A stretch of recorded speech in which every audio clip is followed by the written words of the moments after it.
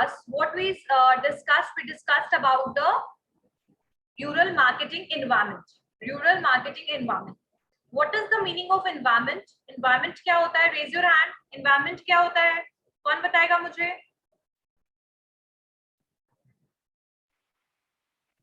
Ma'am, environment is those factors like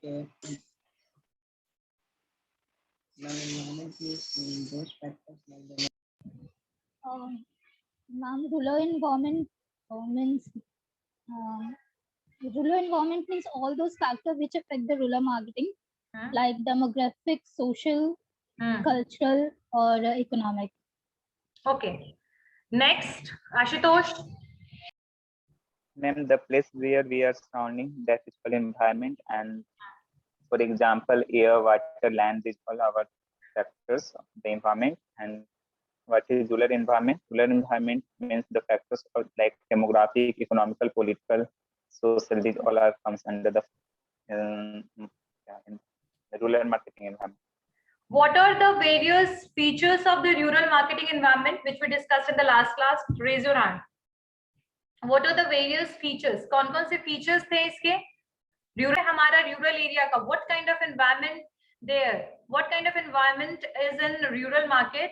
And what are the various कौन-कौन से factors affect करते हैं? तो that is we already discussed. कौन-कौन से हैं features? क्या-क्या features होंगे rural marketing environment के? Ma'am, features of rural marketing environment are this. First one is affected by external factors. Very good. Second one external factors like demographic, economical, social, political, socio-culturalism. Second one is flexibility. Under this flexibility, the farm or the market are highly dynamic and they keep changing time to time. And third one is complexity. In complexity, there are difficulty like language, religion, people, and different mentality of the customers in the rural market. And relatability, consumers having different perspective about the product. And last one is uncertainty. There is nothing certain in what happens in the near futures. Okay, these are the features of the rural market. See, rural market is totally different from the urban market. Like in urban market, the population, the economy, everything is different. But the marketer have to study the both market. Rural market भी उनको पढ़ने की जरूरत है और urban market भी. Rural market में कुछ complexities ज्यादा हैं, language barriers हो गए, cultural barriers हो गए, या फिर आपकी technological हो गई चीजें, या एजुकेशनल हो गई. ये सारी चीजें कहीं ना कहीं मार्केटर्स को इन्फ्लुएंस करती है कि बिफोर लॉन्चिंग एनी प्रोडक्ट और for before making any product and services for the rural areas we just need to do the marketing research. Marketing research करने की बहुत ज्यादा जरूरत है whenever we are basically launching any product and services. And also we have to understand about the various factors, external factors which are going to affect the rural market. किसी country में या किसी भी जगह पे अगर पॉलिटिकल इंस्टेबिलिटी ज्यादा होती है, जो मैंने लास्ट क्लास में बताया था, उस केस में आपके वहां का जो मार्केट होता है वो भी बहुत ज्यादा इफेक्टेड होता है. तो एनी हाउ मार्केट जो है वो external factor as well as internal factor दोनों से ही इफेक्टेड है. अब रूरल मार्केटिंग एनवायरनमेंट को पढ़ना क्यों जरूरी है, why it is important, we are going to understand about this. ठीक है, तो इसके बारे में हम देखते हैं. What is the importance of studying the rural marketing environment? Rural marketing environment को पढ़ना क्यों जरूरी है? खैर फीचर्स तो खुद में अपने आंसर दे रहे हैं कि क्यों जरूरी है, but still we have to think about it. फिर हम लोग को देखना पड़ेगा कि क्या क्या इंपॉर्टेंस है, क्यों इंपॉर्टेंट है. So first one is to study the developments and complexities of the rural environment. To study the developments, the first point of the importance is to study the developments and complexities of the rural environment. Complexities of the rural environment. Complexities environment में, rural environment में अगर हम बात करें तो बहुत सारे हैं, वो तो मैंने आप लोगों को पहले भी आप लोगों को नॉर्मल टर्म में भी पता होगा. सो मार्केटिंग एनवायरनमेंट इन सारे कॉम्प्लेक्सिटीज को मेजर करता है. मतलब ये जितने भी चेंजेस हैं, जितने भी सिचुएशंस इनको मेजर करेगा। जैसे कि मान लीजिए कि इंटरेस्ट जो कंज्यूमर का चेंज हो रहा है, change in the interest of consumer, इसको भी मेजर कर सकते हैं हम, ठीक है, because of the marketing research. Basically development और कॉम्प्लेक्सिटीज को मेजर करने के लिए कोई भी मार्केटर्स मार्केट रिसर्च करेगा। तो पहला तो वही है कि कॉम्प्लेक्सिटीज को लर्न करने के लिए, और क्या क्या चीजों में हम देख सकते हैं, इनकम लेवल कितना चेंज हो रहा है, ये कंज्यूमर का टेस्ट और प्रेफरेंस कितना चेंज हो रहा है, क्वालिटीज कितना चेंज हो रहा है प्रोडक्ट एंड सर्विसेज का, और एग्जिस्टिंग प्रोडक्ट मार्केट में कौन कौन सा सेल हो रहा है, ऑक्यूपेशन में कौन से ऑक्यूपेशन में ज्यादातर लोग हैं रूरल एरियाज में, और अवेलेबिलिटी ऑफ गुड्स क्या है, मतलब कि वहां पर गुड्स कितनी अवेलेबल है। तो इन सारी चीजों को जानने के लिए मार्केटर्स जो है वो क्या करेंगे, रूरल मार्केटिंग एनवायरनमेंट को एनालाइज करेंगे, उनको पढ़ेंगे और कॉम्प्लेक्सिटीज को दूर करने की कोशिश करेंगे। तो सबसे पहला जो पॉइंट है, टू स्टडी द डेवलपमेंट्स वहां क्या क्या हो रही है, और कॉम्प्लेक्सिटीज क्या है कहाँ पर, रूरल एनवायरनमेंट, ठीक है। कॉम्प्लेक्सिटीज और चेंजेस जो होते हैं that can be ascertain, obviously उसके बारे में हमें कुछ आइडिया पहले से नहीं होता है। लेकिन अगर हम मार्केटिंग एनवायरनमेंट को पढ़ते हैं रूरल एरिया में, अगर हम रूरल एनवायरनमेंट या मार्केटिंग एनवायरनमेंट को वहां पढ़ते हैं, तो ऐसे केस में बेसिकली मार्केटर्स को रियलाइज हो जाएगा कि अभी रूरल मार्केट का ट्रेंड क्या है, मतलब what kind of products they are demanding, ठीक है।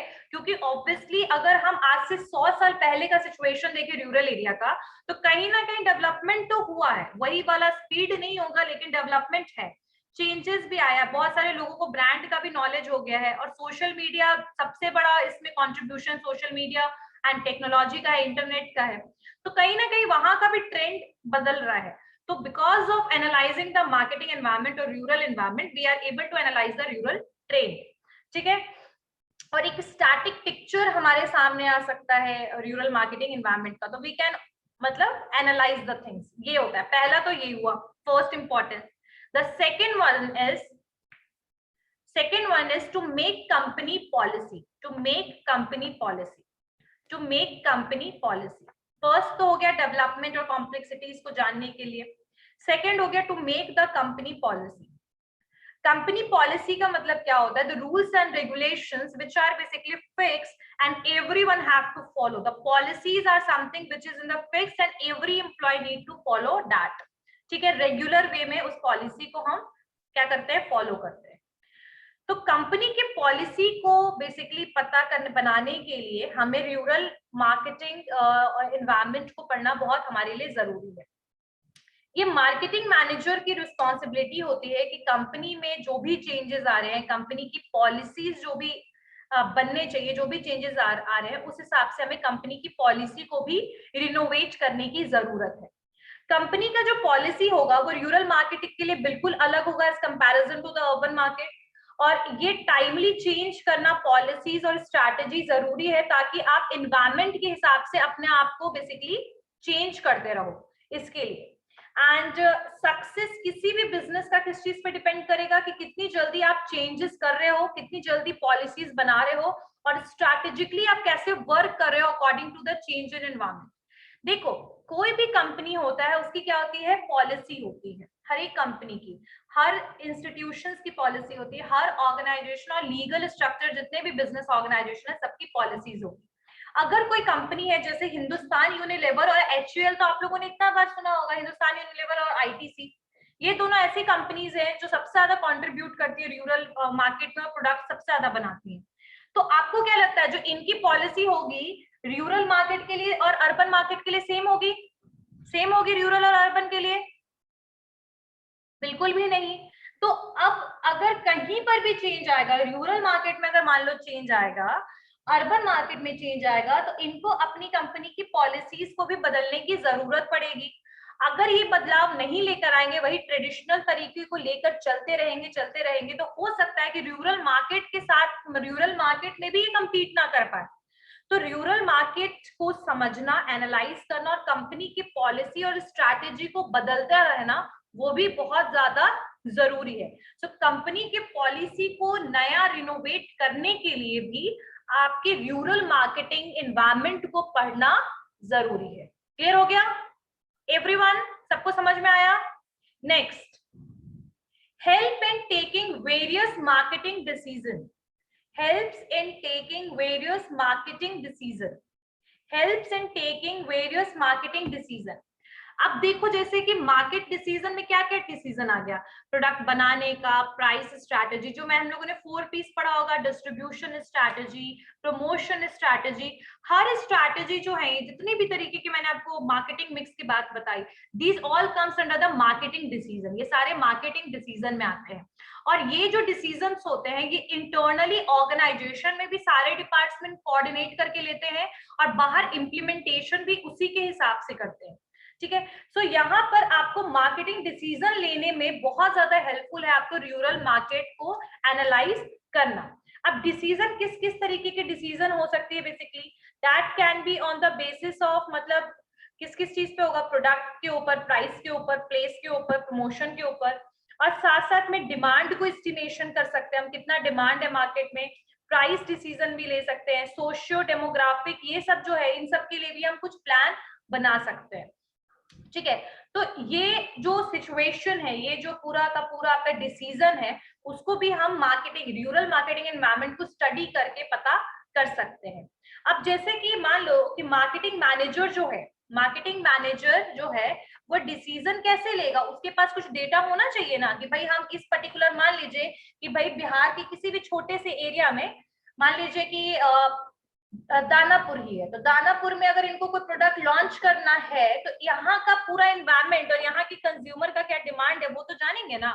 अब यहाँ दानापुर से पहले अगर कोई, मान लीजिए कि दिघर उड़ा रहा है एग्जाम्पल में, तो यहाँ पर जो सब्जियां हैं बहुत आराम से सस्ते रेट में मिल जाती हैं। और अगर ऐसे जगह पे अगर आप कोई अपनी कंपनी स्टार्ट कर रहे हो और यहाँ पे फ्रूट्स एंड फ्रेश वेजिटेबल के नाम पे, चलेगी कंपनी? चलेगी? No, because the people are not going to pay extra rupees for that product which they are easily able to get nearby that particular area, right? So before launching any product, before making decision of the product about the price decision भी बहुत जरूरी है, place कहाँ पर cell करना है आपको, promotion कैसे कीजिएगा, ये सारे डिसीजंस को लेने के लिए आपके पास रूरल मार्केटिंग एनवायरनमेंट का नॉलेज होना चाहिए, ठीक है। सो यहाँ पर मार्केटिंग डिसीजन में भी कौन हेल्पफुल होगा, आपका rural marketing environment. Marketing manager जो है वो डिसीजन लेगा अलग अलग टाइम पे, अलग अलग, देखो अलग टाइम पे मतलब डिफरेंट स्टेजेस में उनका डिफरेंट डिसीजन होगा। एप्रोप्रिएट डिसीजन लेने के लिए जो मार्केटिंग मैनेजर है उसको नॉलेज होना चाहिए मार्केटिंग एनवायरनमेंट का, ठीक है, मार्केटिंग एनवायरनमेंट का उनको नॉलेज होना चाहिए। और इसी डिसीजन और इन्हीं सब के बेसिस पे वो क्या करेगा, कोऑर्डिनेशन करेगा पूरे मार्केटिंग डिपार्टमेंट में, और साथ साथ में बाकी जितने भी डिसीजन है उसको कोऑर्डिनेट करके समझेगा, मार्केटिंग एनवायरनमेंट को एनालाइज करते हुए डिसीजन लेगा। क्लियर हो गया? Next point, to recognize the new market opportunities, to recognize the new market opportunities, मतलब नए मार्केट को, नया मार्केट क्या होगा, न्यू मार्केट क्या हो सकता है? न्यू मार्केट वैसा मार्केट होगा जो जहां पर कोई मार्केट पेनिट्रेशन या कोई वहां पर कंपनी ज्यादा नहीं है, जहां पर कंपटीशन लो है, और जहां पर ऑलरेडी आप अपने बिजनेस को नहीं, मतलब आपका बिजनेस वहां पर वर्क नहीं कर रहा है। जैसे एग्जाम्पल के लिए ये जो नीलकमल वाली सत्तू आती है, आप लोग खाते होंगे, कंज्यूम करते होंगे, तो ये नीलकमल सत्तू कहाँ बनता है पता है? बिहार ही का ये एक रीजन है, बिहार में ही बनता है। अब ये सिर्फ बिहार में सेल करता है, ठीक है। अब इसके लिए नया मार्केट क्या हो सकता है? मान लीजिए दिल्ली का मार्केट नया हो जाएगा, मुंबई का मार्केट इसके लिए नया हो जाएगा, जहां पर ये पहले से डील नहीं कर रहा है। तो अगर हम कहीं भी कंट्री में रूरल मार्केट एनवायरनमेंट को, किसी पर्टिकुलर एरिया को वहां एनालाइज करेंगे, तो वहां पर हम अपॉर्चुनिटी ले सकते हैं कि वहां पर कौन सा प्रोडक्ट हम लॉन्च करें तो हम सक्सेसफुल बनेंगे। और नए मार्केट में जब आप एंटर करते हो तो उस केस में प्रॉफिट के चांसेस बहुत ज्यादा हाई होते हैं, क्योंकि ऑलरेडी वहां के जो कॉम्पिटिटर्स में भी ज्यादा कॉम्पिटिटर्स ना हो, या जो प्रोडक्ट आप बना रहे हो वो प्रोडक्ट बाकी कॉम्पिटिटर बना ही नहीं रहे हैं, है ना। सो न्यू मार्केट को एनालाइज करना, अपॉर्चुनिटी ग्रैब करने के लिए भी आपका रूरल मार्केटिंग एनवायरनमेंट को समझना बहुत जरूरी है। अब जैसे एग्जांपल में राजस्थान में ही आपका बिस्लेरी का बॉटल जो होता है वो सेल होता है सबसे ज्यादा, रीजन वहां पर पानी की कमी है। So that scarcity of water is the opportunity for the Bisleri company, right, सही बात है ना, कि वो कमी जो है वो दूसरी कंपनी के लिए बेनिफिशियल है। अब पॉल्यूशन बहुत ज्यादा बढ़ गया है भाई पर्टिकुलर एरिया में, मान लीजिए किसी भी कंट्री के किसी भी स्टेट में, सबसे ज्यादा तो दिल्ली और हरियाणा में होता है पॉल्यूशन। मान लीजिए दिल्ली में पॉल्यूशन बहुत ज्यादा बढ़ गया है, तो एयर प्यूरिफायर के लिए अपॉर्चुनिटी होगा कि नहीं होगा ना, एयर प्यूरिफायर बनाने वाली कंपनी के लिए। तो यहाँ पर कहने का मतलब यही है कि आप अपॉर्चुनिटी जो होता है एक फेवरेबल सिचुएशन होता है किसी भी बिजनेस के लिए। अगर मार्केटिंग मैनेजर को जो है वो एडिक्वेट उसके पास एनर्जी है, स्ट्रेंथ है, तो वो चाहे तो बेनिफिट्स ले सकता है by the help of the environment, marketing environment को एनालाइज करके। मार्केटिंग एनालिसिस के टाइम पे वो समझ जाएगा कि उस मार्केट में कौन सी अपॉर्चुनिटी मतलब हम ले सकते हैं, ग्रैब कर सकते हैं, कौन सा प्रोडक्ट जो है वो अवेलेबल नहीं है। इसको समझते हुए बिजनेस वाला जो मैनेजर जो होगा उसका बहुत बड़ा रोल होता है बेसिकली मार्केटिंग एनवायरनमेंट को एनालाइज करने में। मार्केटिंग मैनेजर जो है अपॉर्चुनिटीज को ग्रैब करने के लिए प्रॉपर मार्केटिंग प्लान बनाएगा। उसके बाद फिर वो वहां के एरिया में कौन कौन से बायर है उनके बारे में देखेगा कि कौन कौन से बायर है और पोटेंशियल बायर उनके कौन हो सकते हैं, ठीक है। और इसको समझते हुए कंपनी को प्रॉफिटेबली उस मार्केट में एंटर करवाएगा, मतलब प्रोडक्ट को सेल करना वो शुरू करेगा वहां पर। और अपॉर्चुनिटी जो हो सकता है वो उस तरीके से, मतलब मैं वही बता रही हूँ कि प्रॉफिट तो आप ऑब्वियसली अर्न करोगे ही करोगे। तो रूरल मार्केट जो है अभी का सबसे ज्यादा पोटेंशियल मार्केट है, क्योंकि अर्बन मार्केट जो है ना अब वो बिल्कुल कॉम्प्लेक्स वो हो चुका है, क्या बोल सकते हैं कि ओवर क्राउडेड, ठीक है। और लगभग जितने भी नए नए टेक्नोलॉजी होते हैं वो कहाँ आते हैं, अर्बन एरियाज में आते हैं। लेकिन रूरल एरियाज आज भी ऐसा एरिया है जहां पर एक्सट्रीम बेसिकली बोल सकते हैं टेक्नोलॉजिकल एडवांसमेंट नहीं है। तो नई नई चीजों को लॉन्च करके रूरल मार्केट में आप इजिली प्रॉफिट को अर्न कर सकते हो। बट उससे पहले आपको मार्केट एनवायरनमेंट का नॉलेज होना चाहिए, वहां के बायर का नॉलेज होना चाहिए, वहां के profit level and economy level का नॉलेज होना चाहिए, ठीक है। अब मान लीजिए कि कहने के लिए तो हम ऑडी जो है कार, तो आप प्रोडक्ट कौन सा बना रहे हैं वो भी कंसर्न रखना जरूरी है। लेकिन वही एफएमसीजी का कोई प्रोडक्ट होगा ना वो बहुत इजीली सेल हो सकता है। एफएमसीजी मतलब फास्ट मूविंग कंज्यूमेबल गुड्स, जो जैसे biscuits, bread, all these things, so that can be sold easily as comparison to basically launching a big and luxurious product in the rural market.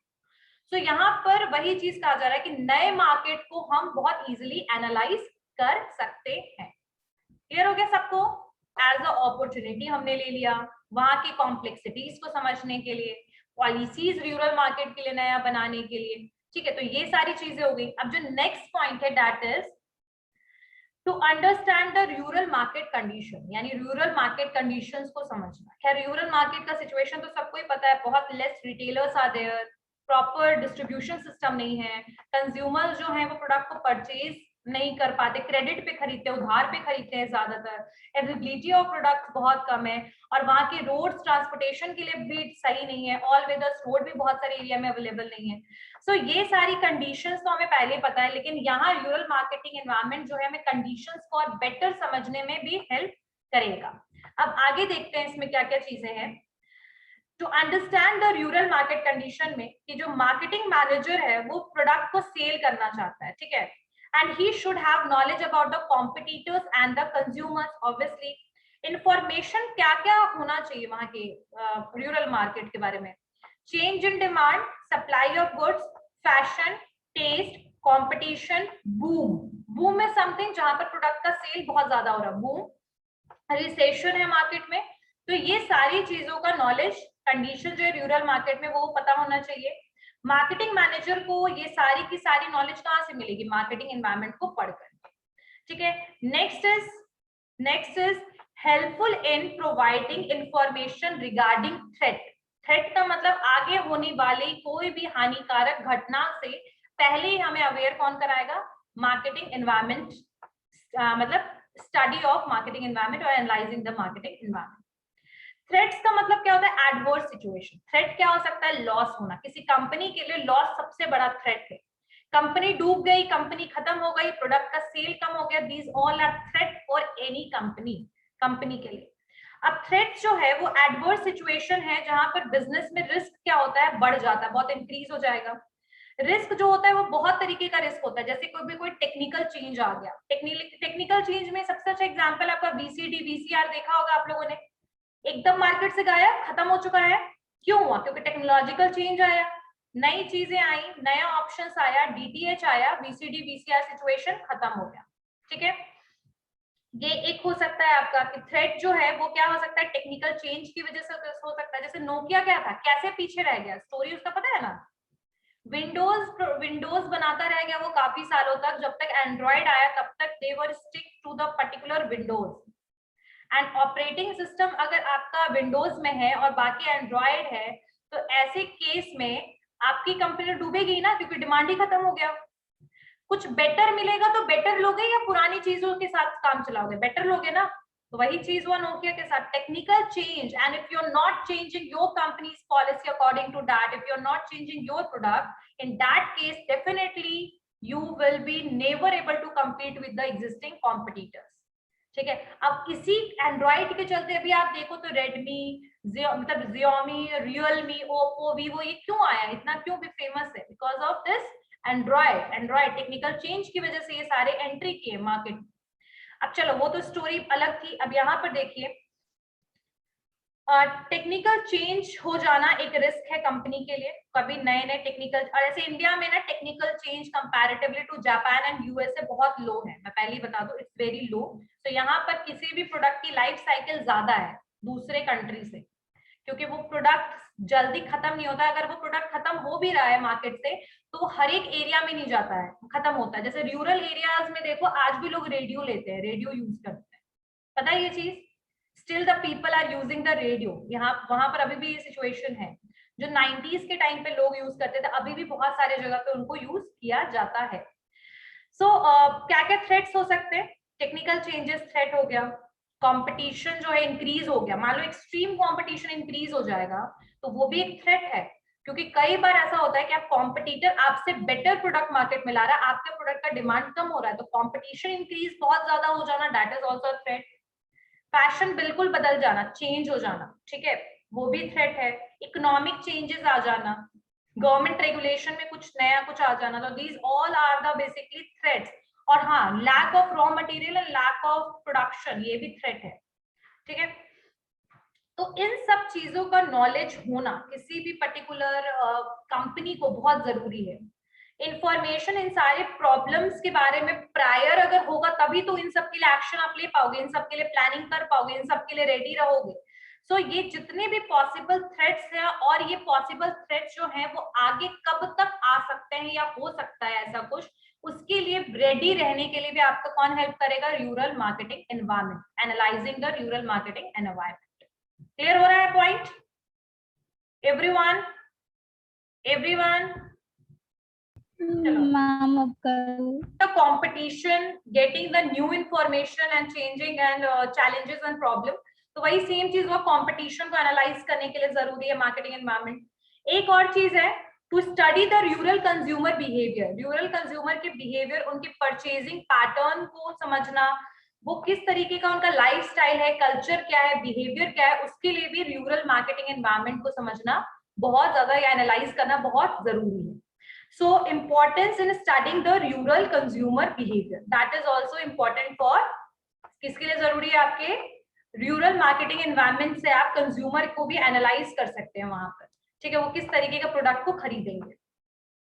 External factor से protect करने के लिए, for protecting the company जो है, external factor से खुद को protect करने के लिए भी एनालाइज करती है मार्केटिंग एनवायरनमेंट को। ठीक है, तो ये रूरल मार्केट जो था, उनके सारे इंपॉर्टेंस थे कि रूरल मार्केटिंग एनवायरनमेंट को पढ़ना क्यों जरूरी है। इन शॉर्टकट अगर हम इसको याद करें तो बहुत अच्छा पॉइंट होगा। सबसे पहले रूरल मार्केट की कॉम्प्लेक्सिटीज को समझने के लिए, रूरल मार्केट में अपॉर्चुनिटीज को समझने के लिए, रूरल कंज्यूमर के बिहेवियर के लिए हो जाएगा। ठीक है, मार्केट में कंपटीशन कितना है उसके लिए हो जाएगा, थ्रेट से खुद को रेडी रखने के लिए, थ्रेट से खुद को बचाने के लिए, सॉरी, एंड नए जो कॉम्पिटिटर्स मार्केट में है उनके लिए। तो ये सारे जो तरीके हैं, सबके लिए आपका रूरल मार्केटिंग एनवायरनमेंट को पढ़ना बहुत जरूरी है। ठीक है, सो ये सारे इंपॉर्टेंस थे।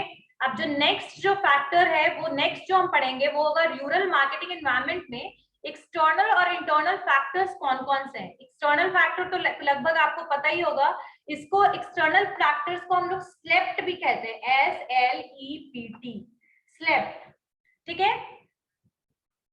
इसमें क्या क्या आएगा आपका, socio economic, legal, social culture, socio culture, legal, E से हो जाएगा इकोनॉमिक, टी से पॉलिटिकल, और आई से हो जाएगा आई गेस इसमें इंफॉर्मेशन, या इसमें 5 होंगे, 5 स्टेप, टेक्नोलॉजिकल, एस से सोशियो, एल से legal, socio culture factors, legal factor, E से इकोनॉमिक फैक्टर, पी से पॉलिटिकल, एंड टी से technological. And no one is saying that ma'am वो आई नहीं टी है, स्लेप्ट कह रही हूँ, slept is the past tense of sleep, तो उसमें क्या होगा आपका, स्लेप्ट जो है, these are the external factors, तो इनको थोड़ा सा हम पढ़ेंगे, और इंटरनल फैक्टर्स में जो भी आपका ऑर्गेनाइजेशन के विद इन जो है वो कैसे इफेक्ट होता है पूरा रूरल मार्केटिंग एनवायरनमेंट जो इन सब फैक्टर्स से, उसके बारे में पढ़ेंगे। यस उत्सव,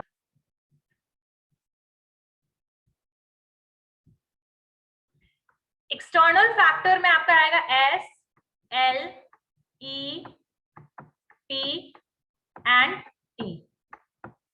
एस से socio culture factor, legal factor, economic factor, political factor and technological factor. तो ये सारे एक्सटर्नल फैक्टर्स के पार्ट हैं, इसको नेक्स्ट क्लास में मैं एक्सप्लेन करूंगी, ठीक है। So anyone have any doubt in the what are the importance of analysing the marketing environment? Anyone have any doubt in this topic? In next class we are going to understand that what are the internal and external factors. ठीक है, clear हो गया सबको, everyone? ठीक है, तो see you all in the next